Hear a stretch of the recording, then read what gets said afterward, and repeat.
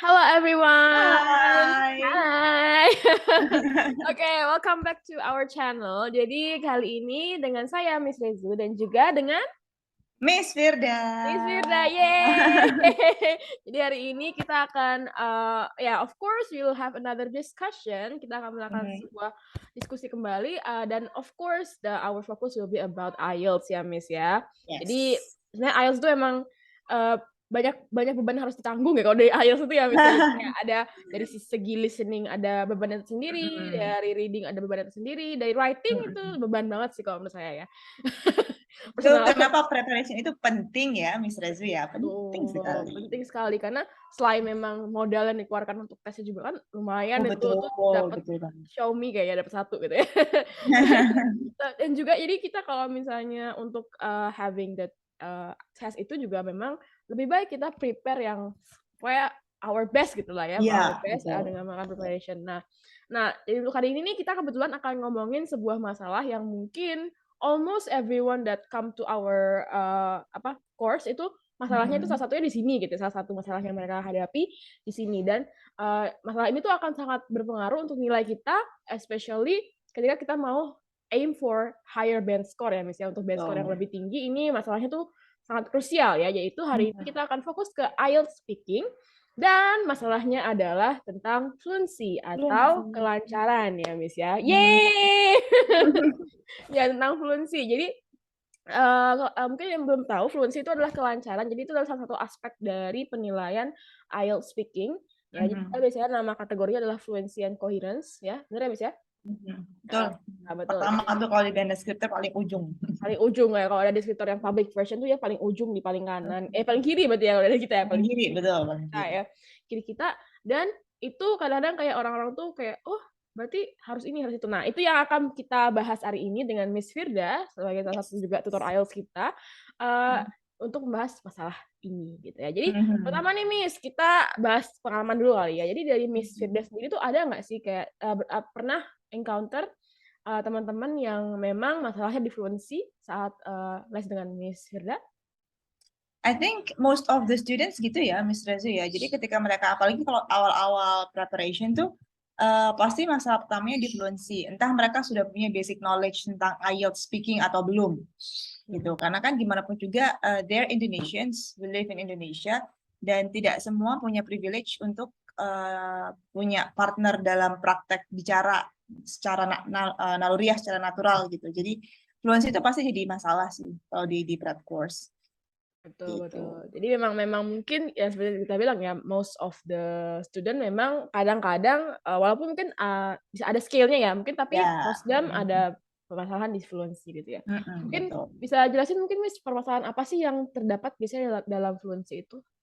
Kalau dari pengalaman Yang pertama Miss. karena fluency itu nggak punya formula, unlike grammar atau vocab gitu kan. Kalau vocab kita bisa kasih homework misalnya, oke, find 6 words about weather misalnya. Ntar besok kita coba salah satu topiknya weather misalnya gitu nih, misalnya salah satu metodenya. Atau grammar pasti everyone knows grammar has formulas gitu. Cuman kalau fluency itu nggak ada, it's purely based on the performance dan terlalu banyak external factors yang nantinya akan mempengaruhi, especially ketika test day. Jadi tes atmosfernya udah beda dari mock-up test yang Zoom meeting seperti ini. And then belum stresnya nanti akan dirasakan, terus test environment dalam test roomnya juga akan mempengaruhi. So there are just too many variables in fluency. Nggak ada set formula, oh kamu harus begini. Nggak bisa. Oke, jadi memang itu lebih ke bukan berarti kayak kita harus ada rumusnya gitu karena memang seperti yang bilang nggak ada rumusnya juga. Jadi itu pure our ya mungkin habit juga bagian dari itu ya Miss ya. Habit dari bagian dari memperlancar fluency tersebut. Jadi itu most ya yang masalah-masalah yang ada ya di fluency itu ya mostly memang ini. Jadi mungkin ada contoh nggak Miss kayak fluency itu gimana sih maksudnya kayak kelancaran fluency itu seperti apa sih gitu? Mungkin ada Miss ada contoh? Oke, kalau yang di IELTS sih gini, fluency itu berkaitan erat dengan how you answer the questions, gitu. Jadi if you can answer the questions confidently, ketika kita confident dengan language yang kita tampilkan, because I always tell my students, speaking test is like a performance, gitu. Jadi itu kayak kalian lagi perform a dance gitu, so you have to practice a lot kan biar bisa memorize, nggak ada fix formulanya. Nah sama dengan speaking dan fluency. Jadi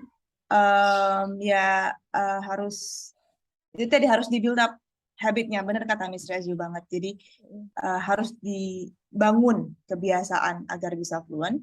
Dan contoh fluency itu adalah tidak mengandung banyak pausing ketika bicara. So even when you produce some sounds like itu it's a part of how you will answer the question, bukan a part of to find the word ya. Jadi bukan nyari di dalam brainnya kita nggak nyari ini bahasa Inggrisnya apa ya untuk untuk kata ini, itu akan lama, periodenya akan lama dan itu kelihatan gitu ketika performance. Jadi salah kayak satunya salah satunya ya. Jadi kayak mungkin kita bisa, kalau misalnya saya sih biasanya bilangnya hesitation. Mungkin ada terms lain ya misalnya. Itu saya bilangnya hesitation sih. Jadi kayak keraguan ketika kita mau blub gitu ya, mau ngomong tapi kayak lupa bahasa Inggrisnya, atau mungkin kadang-kadang kita ngeblank ya Miss ya. Jadi kadang-kadang kayak aduh, misalnya bahkan kita apple aja kadang, apple apa nih bahasa Inggrisnya, karena nervous atau karena lupa. Jadi itu bukan juga matters of knowledge ya, bukan tentang pengetahuan kita. Jadi situasi dari hari D-Day itu mempengaruhi. Makanya seperti yang tadi Miss sudah bilang, preparation itu penting banget untuk membiasakan diri kita dengan situasi yang ada saat D-Day. Jadi D-Day itu kayak kita anggap another practice, misalnya kayak gitu ya Miss ya. Ya, exactly. Ya. Terus jadi kalau menurut Miss Yuda tuh itu emang kayak part of yang bikin kita nggak terlihat nggak fluent kah? Yang ada nya itu? Depends. Karena itu natural sebenarnya kan. Kan ada orang yang punya habit gini, Miss. Oh, meskipun dia expert dalam satu bidang gitu dan dia dikasih pertanyaan yang emang bidang dia banget, kadang kalau dia punya kebiasaan pakai atau dulu sebelum jawab, akan terjadi gitu. Itu secara naluriah pasti akan terjadi. Cuman frekuensinya yang perlu kita perhatikan ketika tes. Gitu. Jadi jangan terlalu panjang. Jadi nggak lama-lama silent, lama-lama bingung ini mau ngomong apa, bahasa Inggrisnya apa. Karena itu mempengaruhi. Dan yang kedua, jangan terlalu banyak. Jangan terlalu banyak, gitu. Jangan terlalu frequent. Jadi bukan pendek, tapi ada orang, berarti aku pendek aja ya Miss, tapi biasanya. Ya gitu juga konsepnya. Saya, I think it is misalnya kayak gitu. Ya itu part of juga yang nggak boleh. Jadi benar-benar enough is enough gitu ya. Enough is better kalau misalnya dalam IELTS ya. Oke, mungkin ada contoh yang parah nggak Miss, kayak fluency yang memang wah ini agak lumayan harus diimprove lagi nih fluency. Kalau yang itu kan memang karena part of natural kan. Kalau yang harus diimprove ada nggak mungkin examples atau contohnya dari Miss Firda? Kalau the worst case itu silence. Jadi silence itu yang paling bahaya kan Miss kalau di speaking. Jadi ketika kita provide silence in the room, maka udah done, bye gitu. Bye band score 7. Bye band score 7 teman-temannya. Kapan-kapan ketemu lagi ya gitu. Next time gitu. Ini paling parah tuh silence emang. Dan biasanya kalau di kelas-kelas saya sih, kalau misalnya ketika dia bicara, student bicara dan fluensinya tidak belum sesuai dengan target yang mau student capai ya secara realistis, maka biasanya saya akan minta student untuk memperbaiki aspek yang lain dulu seperti vocabulary. Jadi biasanya fluency itu berpengaruh ke vocabulary kan. Jadi karena kita tidak punya kosakata yang banyak, yang mumpuni untuk menjawab dengan lancar dan santai, pasti akan bingung. Gitu. Sama kalau misalnya tiba-tiba saya nanya Miss Rezu pakai bahasa Perancis, kayak saya bisa aja, padahal saya nggak bisa, pasti akan bingung gitu kan jadinya. Saya pun yang nanya juga akan bingung karena sama-sama nggak bisa gitu. Secara kosakatanya aja nggak ada gitu. Gitu. Jadi paling pengaruh juga ya apa? Pengaruh juga ya Bapak memang untuk fluency sekali lagi itu bukan the whole apa ya? Bukan yang the only aspect the only aspect gitu. Jadi dia juga ada yang hari D apa di D. Tapi kalau memang misalnya kita latihan terus kan berarti kita akan terbiasa dengan topik-topik yang aneh. Part 2, part 3 tuh pertanyaannya agak kadang-kadang kayak bukan absurd juga sih, kayak sesuatu yang kita mungkin nggak pernah mikir sebelumnya gitu ya. Memang walaupun ada mungkin, tapi kita nggak pernah kayak think deeply about it gitu. Yang penting kita terbiasa juga ya Miss ya untuk itu ya. Oke. Kalau di kelas Miss Rezu gimana nih so far tentang fluency? Jadi memang fluency itu mungkin jadi salah satu apa ya, halangan juga beberapa, karena Mm-mm. beberapa teman-teman yang memang udah vocabulary-nya bagus gitu, dengan Mm-mm. mungkin sering baca artikel dan segala macam, reading-nya bagus gitu ya, maksudnya kata-katanya banyak. Terus untuk pronunciation juga sudah oke, dan untuk grammar ya salah di subject verb agreement apa ya sedikit-sedikit gitu ya. Tapi kadang-kadang Mm-mm. fluensinya karena lebih ke kurang confident aja. Jadi kayak, ih bener nggak Mm-mm. ya? Ih Mm-mm. ini aku ngomong ini nggak apa-apa ya nggak ya? Padahal kan maksudnya dalam IELTS kan kita tidak diminta untuk benar ya, Miss ya? Tidak tentu perfect Tidak gitu. tentu perfect gitu. Maksudnya benar itu dalam artian kita nggak harus 100% jawaban kita benar seperti dinilai, Mm-mm. kayak misalnya pertanyaannya, what is the best, misalnya the best food in Bali? Jawaban saya, aduh, apa ya nggak tahu, misalnya kayak gitu kan. Jadi kita jangan jawab aja apa ayam betutu, babi guling, nggak apa-apa. Yang penting kita menjawab, Iya, ya. betul. Dan itu juga part dari silent. Jadi kalau misalnya kita kadang kalau kita merasa, aduh nggak tahu jawabannya, padahal kan ya ngarang aja ya. Iya, karena konten nggak dinilai, teman-teman. Konten tuh nggak dinilai. Jadi kita tuh kadang silent itu karena orang-orang sebagian besar mikir jawabannya apa. Betul. Oh, jadi Betul. silent itu seperti yang tadi Miss sudah bilang, udah say goodbye, karena silent tuh kadang kalau kita kelamaan akan di-cut juga sama examiner kayak, Iya. oh oke gitu, kayak udah berapa detik, oh nggak ada pergerakan dari bapak dan ibu sekalian, ya kita move on aja, misalnya kayak gitu ya. Ya Betul. ya ya ya, gitu. Maybe ya that's the thing ya. Mhm. Oke, nah kalau dari Miss Yuda nih, kan kita udah ngomongin sekarang Mhm. kan kita udah ngomongin masalah-masalah, sekarang kita ngomongin solusinya. Nah kira-kira kalau dari Miss Yuda Oke. sendiri, ada nggak sih gimana cara mengatasi atau mensolusikan orang-orang yang kurang atau masih butuh improvement dari fluensinya dari Miss Yuda? Mhm. Oke, itu kayaknya harusnya case by case ya, Miss. Cuman so far kalau misalnya kalau dari Miss Aditya kan muridnya ada yang fluensinya aja yang kurang gitu. Jadi dia secara vocab, secara grammar, pronunciation udah bagus gitu. Cuman confidence-nya kurang. Maka gimana caranya uh, mau nggak mau emang harus practice is like the only magical solution gitu. It's not even magical sebenarnya kan karena perlu rutin gitu. Jadi tetap harus practice itu yang nomor satu. Jadi harus diluangkan. Toh speaking secara full test aja cuma 14 menit maksimum. Ya kan? Even if you want misalnya saking sibuknya nih nggak ada waktu, spend lah paling nggak 5 menit untuk part 1 hari ini. Besok part 2 cuma butuh 3 menit to do the whole part 2 perfectly gitu kan. Spend 5 menit untuk part 2 besok. It's not gonna take long. Selama itu regular, maka pasti akan kelihatan improvementnya. Tapi kalau dalam kasus murid-murid saya yang kebanyakan mereka fluensinya kurang karena vocabnya mungkin kurang, maka ya harus diperbaiki vocabnya dulu. And don't stop at collecting. Kebanyakan orang cuma stopping at collecting. Jadi, oh, udah nih, saya sudah kumpulin nih dari 10 topik untuk part 1. Saya kumpulin 6 kata per topik gitu. Terus saya udah koleksi banyak sekali idiom sama collocations, Miss. Saya udah hafalin semua definitionnya. But do you know how to use them in a sentence? Gitu. Do you know how to pronounce them correctly?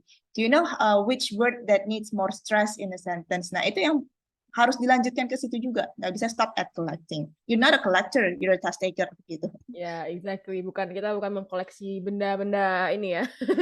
Bukan kolektor. Saya bukan mau jadi penulis buku vocab kan? Iya. Atau ini kamu sendiri gitu ya. Iya, kayak nggak mau bikin kamu sendiri kan. So so start using it gitu. Jadi pokoknya lebih ke praktis ya, misalnya praktis, Betul. Praktis itu nomor satu. lebih ke membiasakan diri tentang tes itu juga gitu. Karena kan walaupun persiapan mau beli kamus 10 sekalian, kalau nggak tahu sistematis dan tidak terbiasa dengan sistem tesnya juga akan pasti hari H akan kagok. Karena kan variabel ya. iya betul. Karena dari Miss Vida di awal juga sudah bilang, fluency itu is all about your performance, it's about hasil akhir. Jadi Betul. hasil akhirnya gimana gitu. Fluency itu hasil akhir. Jadi walaupun misalnya kita ngambil courses tapi di hari H kayak ya kayak aduh aku mau stuttering aja misalnya hari ini gitu ya. Ya itu akan mempengaruhi nilai gitu ya. Pasti. Ya, exactly. Oke, Dan. Wow, seru banget kita hari ini ya, Miss ya, untuk fluency ya. Karena ini masalah yang memang mostly people hadapi, apalagi orang Indonesia yang tadi Miss bilang, karena kita juga mungkin terbiasa untuk tidak berbicara dalam bahasa Inggris ya. Jadi the things that mungkin kalau misalnya kita conclude-kan, kita kesimpulkan, maybe practice makes perfect ya. Yes. Untuk fluency itu practice makes perfect, dan Best way to overcome fluency. yeah, just to overcome the fluency problem gitu. Oke, dan oke, mungkin that's all for today's topic ya. Jadi tadi sempat sudah senggol sedikit tentang apakah bisa make gitu ya kata-katanya itu. That will be our next topic for maybe next ya. Jadi kita bisa ngomongin itu juga ya Miss Vida ya. Bersedia kan Miss ya? Siap dong, pasti dong. Course, Apa sih yang enggak for you guys, Cie? Love you guys. Okay, then ya, jadi so don't forget to like and subscribe and comment about, mungkin ada pertanyaan yang mungkin dari penjelasan kita ada yang masih kurang atau masih belum jelas, you can ask in the comment section, kita akan balas. Of course, kita akan memberikan pencerahan, solusi gitu ya, agar tetap oke gitu ya. Okay. Nah, jadi that's all for this video, and thank you so much. Don't forget to watch our other video as well, and visit focusielts.com. Yeah, if you want to check for more for more courses and for more maybe if you want to trial, we also have that kind of program right now. Kalau misalnya mau coba-coba sebelum coba real test ya, kita juga ada penawaran untuk program trial that looks exactly like the IELTS test, not exactly but like similar, yeah. Mock-up test. The mock-up test, exactly. So, thank you so much, and have a good day, everyone. Bye-bye.